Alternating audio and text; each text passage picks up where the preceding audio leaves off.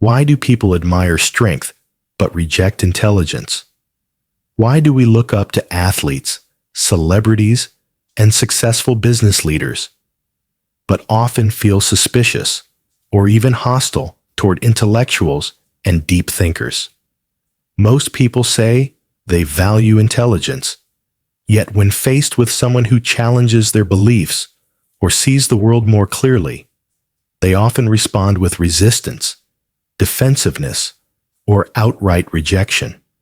Schopenhauer saw this contradiction not as a flaw, but as an unavoidable truth about human nature.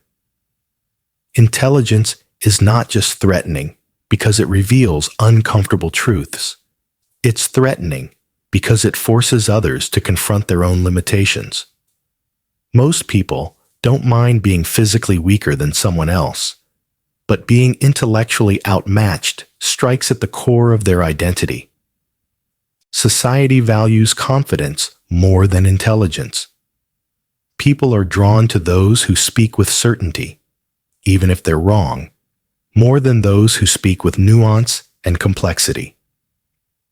And in group settings, intelligent people often find themselves isolated, not because they lack social skills, but because their insights disrupt the comfortable harmony of collective thinking.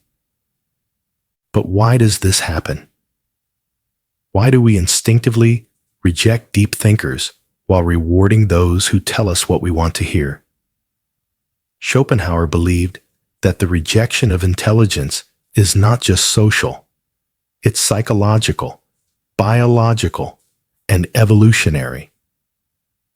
Before we explore why society struggles to accept intelligent minds, let's take a step back. Imagine being in a room where everyone is nodding along to a simple, comforting idea. Then one person speaks up, pointing out its flaws. The room shifts. Faces harden. Defensiveness creeps in. This is the reality for deep thinkers, and understanding why this happens might just help you survive it. Let's break it down. Intelligence is supposed to be a gift. From an early age, we are told that being smart will lead to success, respect, and admiration. We are taught that society values knowledge, critical thinking, and innovation. But the reality is far more complicated. Highly intelligent people often find themselves alienated, not celebrated. Instead of admiration, they face suspicion. Instead of respect, they encounter resistance. Schopenhauer understood this contradiction. He believed that intelligence threatens the delicate balance of human interaction. Most people are comforted by simplicity and familiar ideas. They prefer order over truth and comfort over complexity. When someone introduces a new perspective or points out uncomfortable truths, it disrupts this fragile harmony. The person delivering the truth is not rewarded. They are resented. The problem is not that intelligence is unwelcome. It's that it challenges the status quo. A person who is physically strong is seen as an asset, someone who can protect or lead. A person who is wealthy is admired because they represent success within the system. But an intelligent person introduces doubt. They force others to confront the possibility that their beliefs, values, or worldview might be flawed. That creates discomfort, and discomfort breeds rejection. Schopenhauer saw this rejection as an instinctive defense mechanism. People protect their psychological comfort the same way they protect their physical safety. When someone feels intellectually outmatched, their ego triggers a defense response. They become dismissive, combative, or condescending, not because the thinker is wrong, but because the mere presence of superior intelligence feels like an attack. This is why society rejects deep thinkers while celebrating strength, wealth, and charisma. Intelligence, when displayed openly, exposes the limits of others, and most people would rather cling to illusion than face the discomfort of truth. Most people can tolerate feeling physically weaker or less successful than others. They might envy someone's strength or wealth, but it rarely feels like a personal attack. But intelligence operates on a different level. When someone demonstrates superior thinking, it cuts deeper. It challenges a person's sense of self. Schopenhauer believed that this is why intellectual superiority is met with defensiveness rather than admiration. Intelligence exposes limitations. When someone speaks with greater insight or clarity, it reveals gaps in the other person's understanding. This creates a sense of vulnerability, a realization that their view of the world may be incomplete or even wrong. For most people, this is not just uncomfortable, it's threatening. The human mind is wired to seek stability. We build our sense of identity around what we believe to be true. When a deep thinker introduces an idea that contradicts those beliefs, it creates an internal conflict. Most people resolve this conflict not by reconsidering their views, but by rejecting the source of the discomfort. This is why intelligent people often face hostility rather than respect. The thinker is not attacked for being wrong. They are attacked for making others feel wrong. Intellectual superiority is not seen as a contribution to the conversation. It's seen as a destabilizing force. The more accurate and profound the insight, the greater the threat to the established social order. Schopenhauer saw this as an evolutionary response. Human beings are social creatures. Survival depended on fitting into the group, not on being right. Those who think differently, those who see through the illusions that comfort others, are treated as threats to the tribe. This is why intellectual superiority isolates rather than elevates. It makes others feel exposed. And most people would rather protect their ego than confront the truth. Society rewards confidence more than competence. Charismatic but shallow thinkers often rise to positions of power, while intelligent and thoughtful individuals are ignored or dismissed. Schopenhauer believed this was not an accident. It's a reflection of how human psychology is wired. Most people are not drawn to truth. They are drawn to certainty. And certainty, even when it's false, is more comforting than complexity. Confidence signals strength. Throughout human history, survival often depended not on intelligence, but on the ability to lead and inspire others. People naturally gravitate toward those who speak with conviction, who seem sure of themselves, and who project authority. Intelligence, by contrast, tends to be cautious. A deep thinker understands the limits of their knowledge. They weigh possibilities, acknowledge uncertainty, and hesitate before speaking. But this careful approach is often mistaken for weakness. An intelligent person might say, "It's complicated," or "There's more than one way to look at it." A confident person says, "I know exactly how it is." Most people prefer the second response, not because it's more accurate, but because it feels more reassuring. Schopenhauer understood that the human mind is uncomfortable with ambiguity. When faced with uncertainty, people cling to the person who seems to have the answers, even if those answers are shallow or false.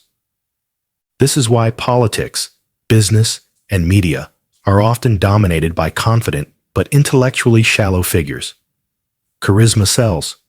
Certainty comforts. A person who oversimplifies complex issues or reduces nuanced ideas into easy sound bites will always reach a larger audience than a thinker who presents the full, messy truth. Schopenhauer saw intelligence as a quiet force. It does not demand attention, nor does it seek validation. But society is loud. And in a world where volume matters more than depth, those who think deeply are often drowned out by those who speak boldly.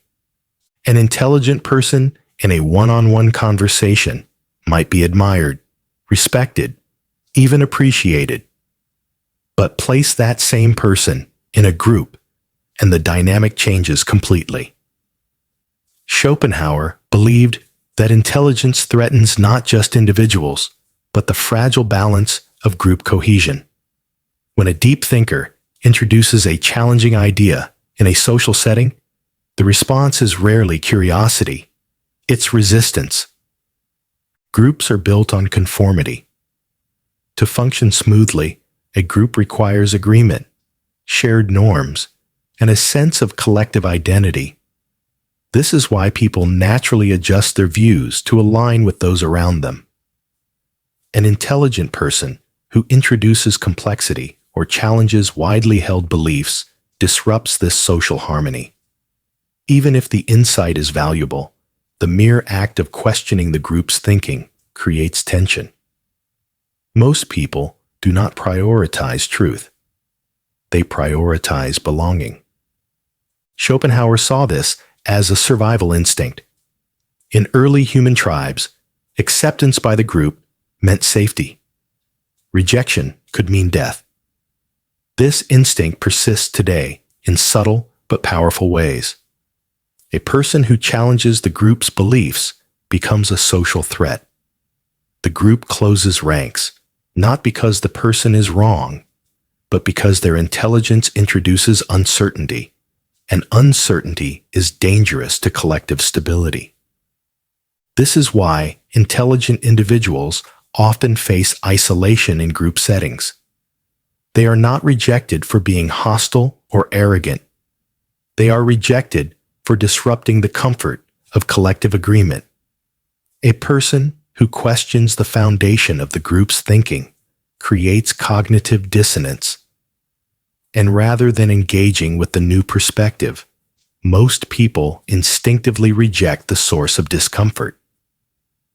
Schopenhauer believed that this is why intelligent minds are often pushed to the margins of society. The group does not seek understanding, it seeks cohesion. And those who see too clearly are left on the outside, not because they are wrong, but because they are right. Most people don't reject intelligence because they lack the ability to understand it. They reject it because it threatens their sense of identity. Schopenhauer believed that intelligence creates discomfort, not because it introduces new information, but because it forces people to confront the possibility that they might be wrong. And for most people, that is an unbearable thought. Our beliefs are not just intellectual constructs. They are tied to our identity. A person's worldview shapes how they see themselves and their place in the world. When an intelligent person introduces an idea that contradicts those beliefs, it creates cognitive dissonance, a psychological conflict between what the person believes and what they are hearing. This conflict creates tension, and the easiest way to resolve that tension is to reject the source of discomfort. This is why people often respond to intelligent insights with defensiveness or hostility. They are not attacking the idea. They are protecting their ego. Accepting a new, more intelligent perspective would mean admitting that their previous understanding was flawed.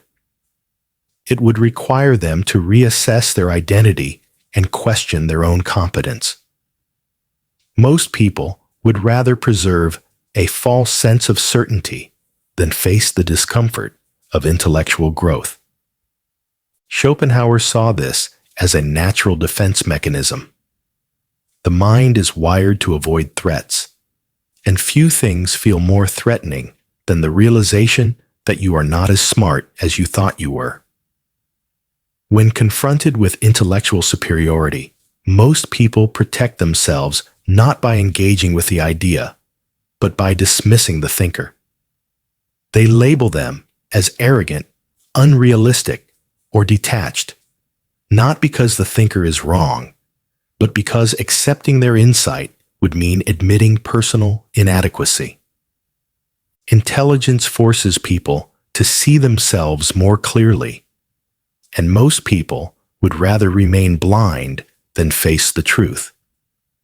For most people, social interaction is about connection, small talk, shared experiences, and mutual validation. But for highly intelligent individuals, these surface-level interactions often feel empty. Schopenhauer believed that deep thinkers are destined to feel isolated, not because they lack social skills, but because their minds operate on a different level than the majority of people around them.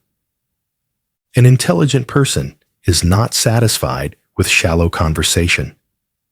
They are naturally drawn to complexity, nuance, and deeper truths.